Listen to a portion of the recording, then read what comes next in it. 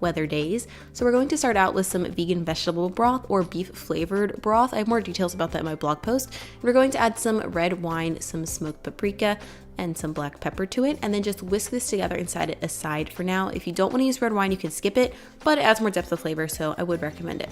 Then we're going to take our tempeh and cut it into 6 even triangles, and we're going to sear it. So this again is optional. If you don't want to sear the tempeh, you don't have to, but if you do decide to, you're just going to add some oil to a pan and then cook it for a few minutes on each side until it's nice and golden brown. Traditional pot roast has more fat in it because beef has fat in it, and tempeh doesn't have as much fat, which is why I decided to sear it first. Otherwise it tastes a little almost rubbery. But now we are going to make our full pot roast. So you're going to transfer your pot to a slow cooker and add in your onion, your carrots, some gold potatoes, some celery, some garlic, and last but not least, some cremini mushrooms. And then just go ahead and give everything a good mix just so all the vegetables are evenly spread out.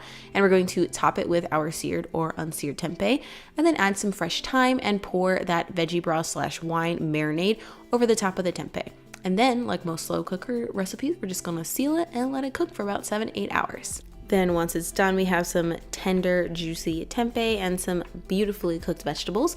You're going to remove all this from the slow cooker, and you have an option to turn this liquid into a gravy if you would like. So my slow cooker insert can be moved to different surfaces, but if yours isn't, you can just put it into a pot. Either way, you're going to bring this to a boil over medium-high heat and remove about half of a cup of the broth and mix it with some arrowroot powder or cornstarch, and then whisk that together to form a slurry.